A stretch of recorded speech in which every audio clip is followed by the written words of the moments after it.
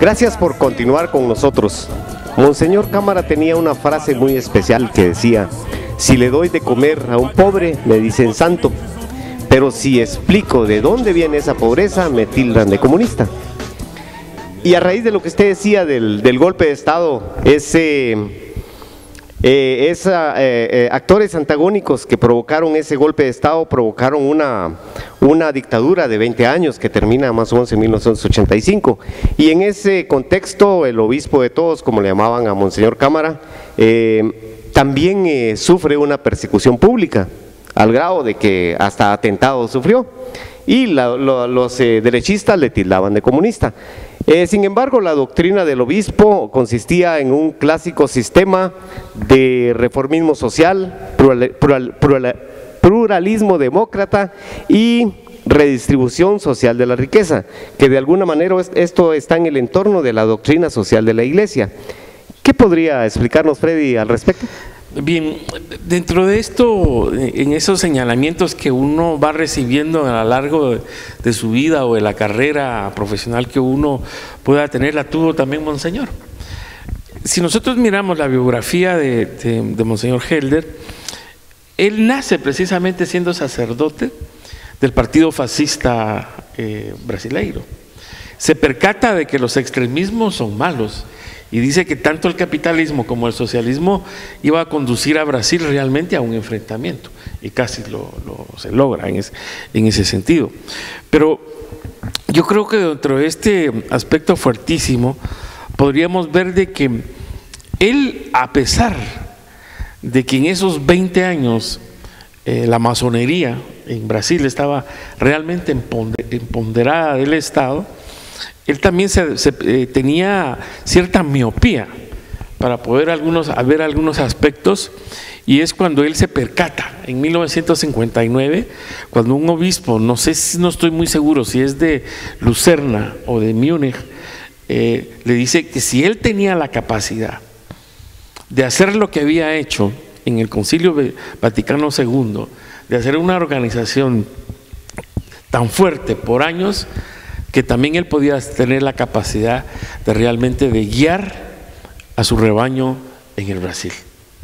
Entonces comienza a organizar con mayor fortaleza todo ese proceso y esa manifestación básica de las primeras organizaciones sociales en el Brasil, y se hace acompañar de un sociólogo y sacerdote salesiano, el padre Pereira.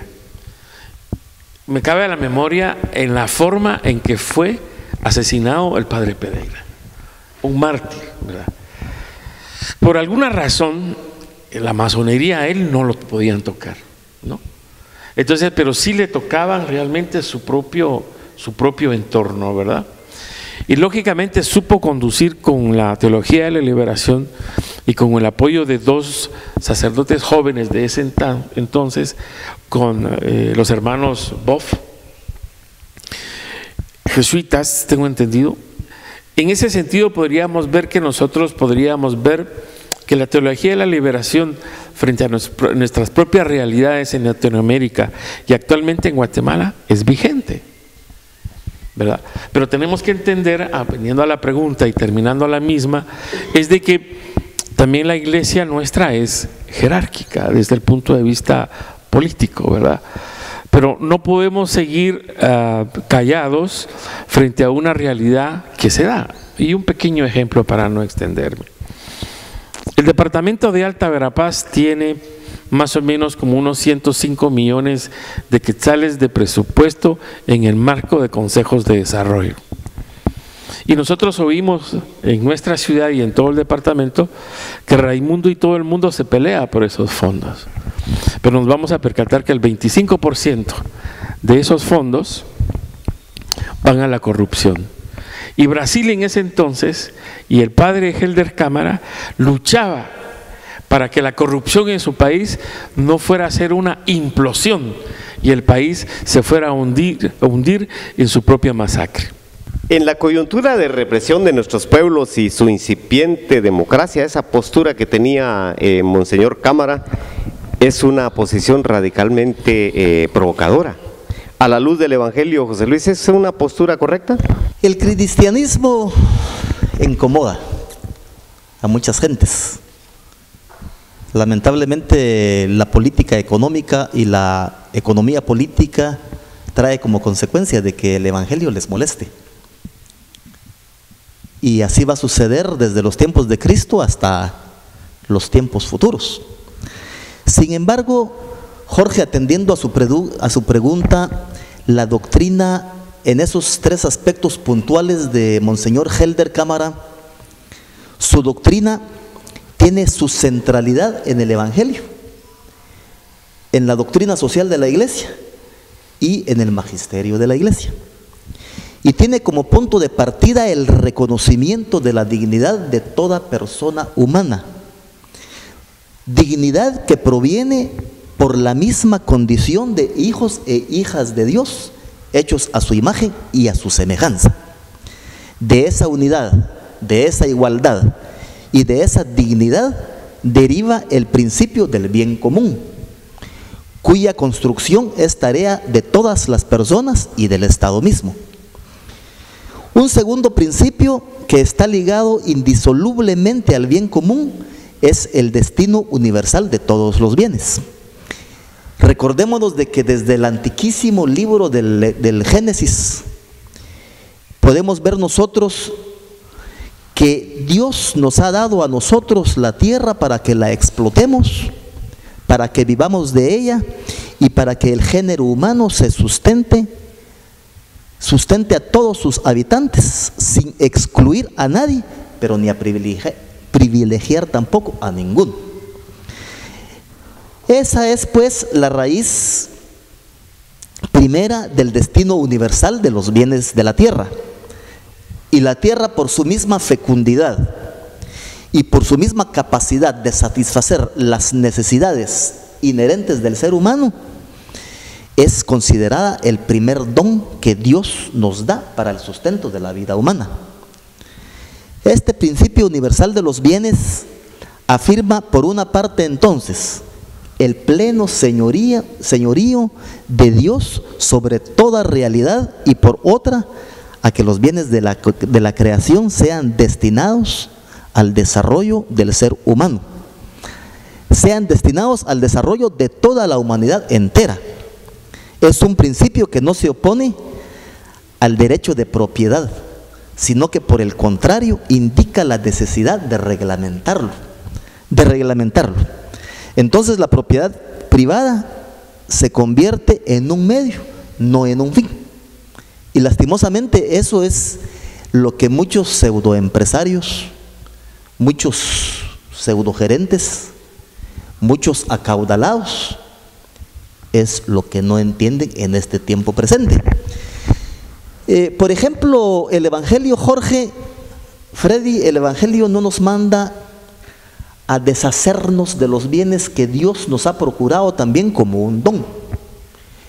Al empresario, ¿qué le dice en este tiempo presente por medio de la doctrina social de la Iglesia, por medio del magisterio de la Iglesia y por medio del Evangelio? A que sea justo, a que sea ecuánime, a que sea solidario con el empleado, a pagar salarios justos, a velar por las condiciones de trabajo, que las mismas sean en ambientes agradables, en ambientes propicios para poder desarrollarse, para poder ganarse con dignidad, con comodidad, con decoro el dinero necesario para poder llevar el pan a la mesa de todas las gentes. No a aprovecharse y no a explotar al trabajador, como lastimosamente se hizo en aquel tiempo. En el Brasil se ha hecho en los tiempos pretéritos, partiendo hasta Cristo, llegando hasta Cristo, y se seguirá haciendo. Entonces, este principio universal de los bienes exige que se vele con particular solicitud por los pobres, por los marginados, por los huérfanos, por las viudas, por los desprotegidos. Porque recordémonos de que de la miseria humana se valió el Señor y de ella se compadeció cuando identificó a sus hermanos más pequeños y reconocerá entre sus elegidos aquellos que hayan hecho una presencia con los pobres y que hayan optado por esa opción, válgame la redundancia, preferencial por los pobres.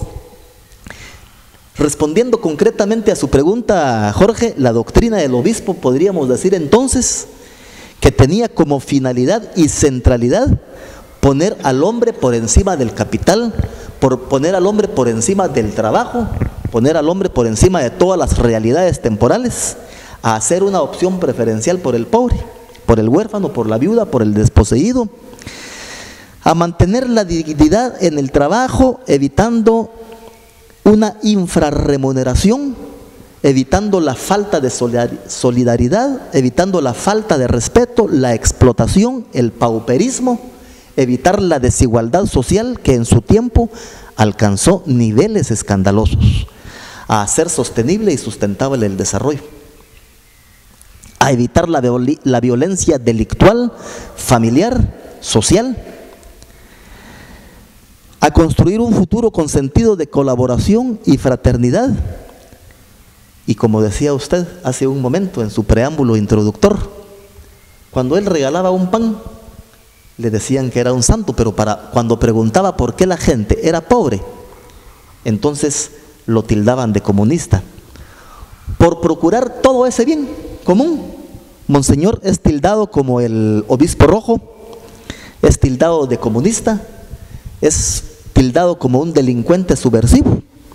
Y de esa suerte es de que una periodista escribió un libro que se llama El mártir que no mataron, en donde explicita todo el martirio que Monseñor Cámara sufrió estando en vida. Yo creo que en este sentido, más que todo por los jóvenes, ¿no? Platicábamos tras las cortinas antes de iniciar este programa, por ejemplo, que los jóvenes este tipo de personajes no los conocen, porque son del siglo pasado, ¿verdad? Como decía el padre, ¿no? Pero yo creo que en este sentido valdría la pena a la teleaudiencia joven y adulta que los mismos motivos que existen y preexisten en este momento en nuestro país, que es el agotamiento de los recursos naturales, fue la lucha de Elder Cámara hace muchos años ya, ¿verdad? Por ejemplo, actualmente los conglomerados sociales a nivel local se oponen a las hidroeléctricas. Y cuando la gente común dice, pero ¿por qué si esto nos va a traer desarrollo?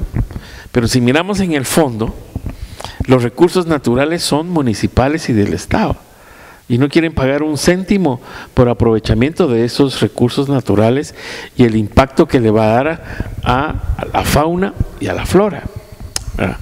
Y en este sentido también hay que recibir con mucha complacencia las iniciativas que tiene alguna confederación de cooperativas de Guatemala en estos momentos, en donde a nivel cooperativo las comunidades van a poder hacer sus pequeñas mini hidroeléctricas para interconectarse a un sistema, pero desde el punto de vista de la participación social.